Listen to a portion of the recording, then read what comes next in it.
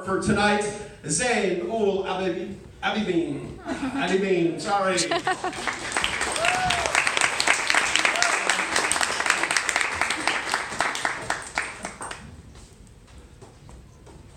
You did well, it's okay.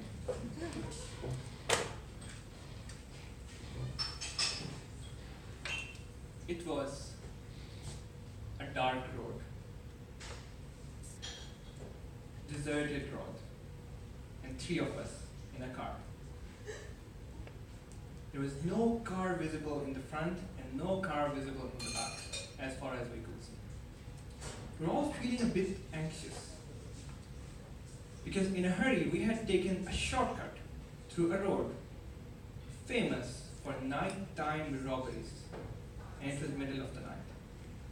So we just wanted to get the hell out of there as soon as possible. This is when the car started to wobble a bit. My friend who was driving, he put it on the side of the road and said to me, "Zan, I think the car is punctured."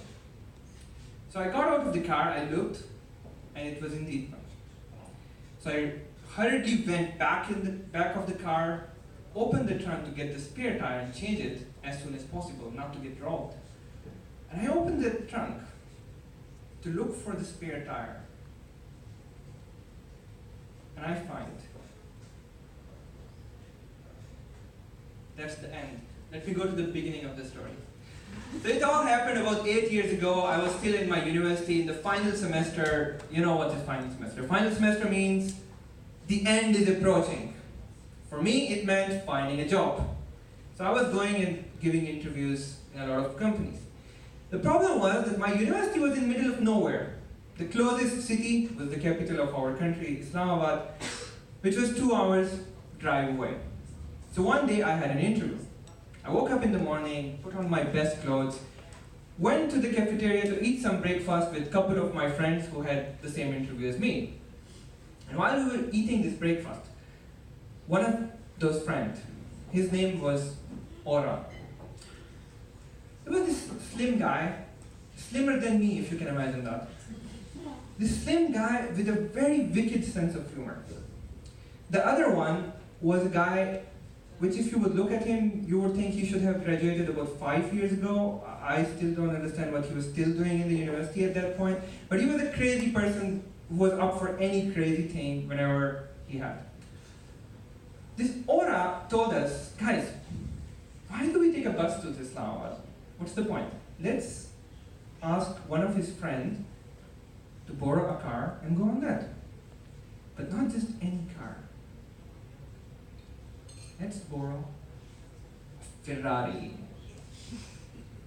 Now I was excited. Of course, let's go on a Ferrari. What could be better than going on a Ferrari to Islamabad to give an interview? I mean, they must give us a job after that. So he went to get the car. Me and Jan, we stood on the side of the road, and I did what any 21-year-old would do in that situation. Took out my smartphone, opened Facebook, and posted, "Going to Islamabad in a Ferrari." I was proud of myself. I thought I will be the cool person now. So I posted it on the Facebook to see for everyone in my friend list. As we were talking, I noticed far in the horizon a very old, white-colored Toyota Corolla coming towards us. Now at first I didn't pay any attention to it. Just another old car. But as it got closer to us, I saw my friend sitting in the driving seat with a wicked smile, just looking at us. It turned out that his friend calls his very, very, very old Corolla a Ferrari lovingly. Somehow he loves that car and he calls it a Ferrari.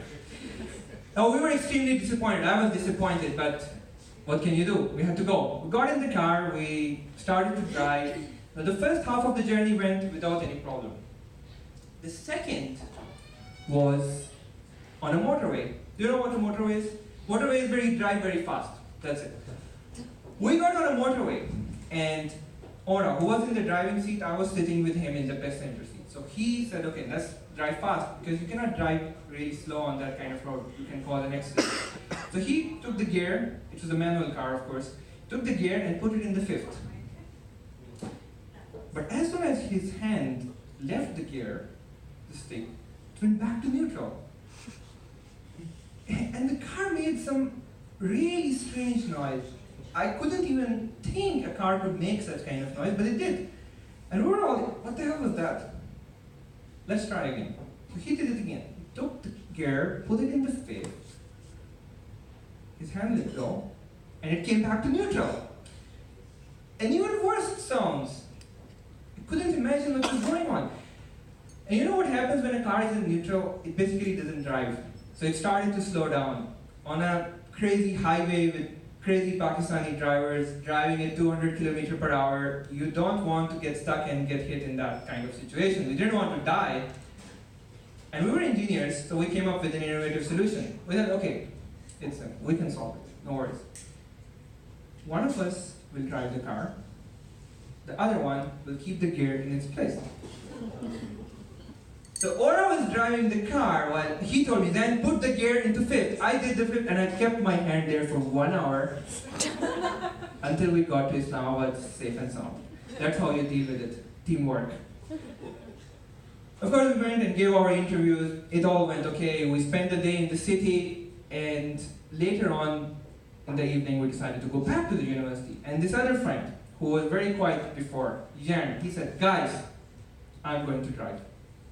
And I'm not going through that motorway again. I don't want to pull off that stunt that you did in the morning. We could have died, so I don't want to die today. I want to graduate still. So I'm going to drive and I'm going to take another route. So okay, fine, fair enough. He took the driving seat and started to drive. Now, it was a long day, it was a bit hot. There was of course no music, no radio in that stupid car. I, at some point, fell asleep.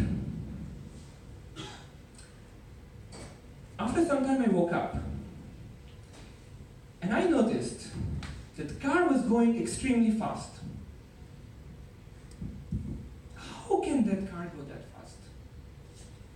It had this gear issue. How could this car go fast? That's what my first thought as I woke up and I was still a bit groggy. So I looked at my friend who was driving. And I looked at the road. I looked at him. What the fuck are you doing? You want to kill us?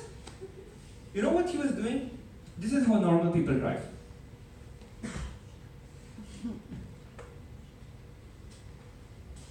This is how he was driving.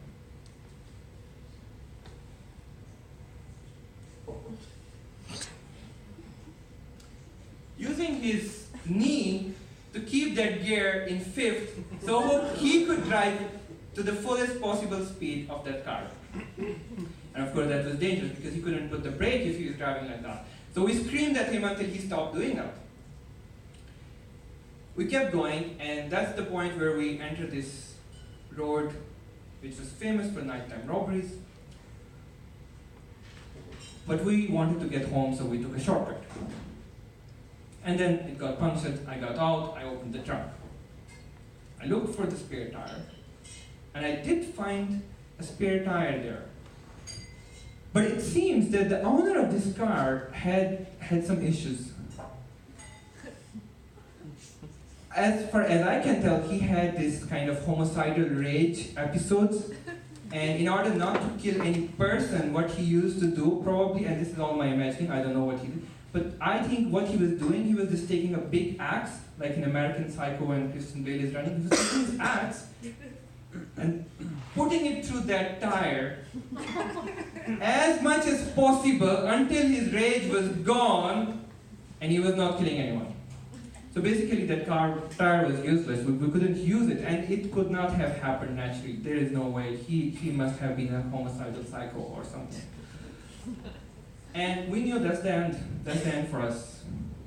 I mean, in the middle of the night, in the middle of a road, we're going to get robbed, at best. We're going to get killed, at worst. So we stood there and I did the only reasonable thing a 21-year-old would do in that situation. I took out my smartphone, opened Facebook, and posted. Ferrari got punctured, I'm stranded on the road, and I'm going to fucking die. And then we waited for the inevitable to happen, for them to come and rob us. And sure enough, 10 minutes later, a car came, headlights, big headlights, coming towards us, very fast. Our heartbeats were going higher. Stopped. And when the headlights, like, we cannot see the car at night. Two people got out. We got scared. They walked towards us very slow. And then we heard a voice. Zan? Ora? Yeah? What are you doing here in the middle of the night? Even though everything went wrong on that day, one thing did go well. And that was the fact that there were a couple of crazy people from our university who had gone for some reason to the city as well and were coming back at the same time, decided to take that stupid, dangerous road, and for some weird reason they decided to stop for some random people on a road which is famous for robberies. I still cannot believe how stupid they were. But they did stop, and that was good for us because they stopped and we realized we have help. So we just squeezed into their car as much as possible, got in there, and went the rest of the journey to home. That was the end of that day. Now, next morning we had a huge debate. My friend was saying we need to go and get that car back. And I was saying, are you kidding me? That car must have been gone by now. There is no point in going back. No, we borrowed, we have to go, blah, blah, blah. Okay, we went. Okay, the car was still there. Even the robbers thought that this car is not stealable or it's not worth anything. So they left it there for us to take it home. I learned a couple of lessons from that.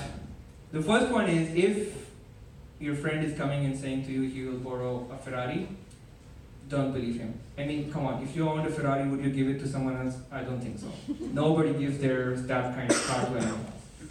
The second thing, of course, is if you borrow a car, please do check what is in the trunk.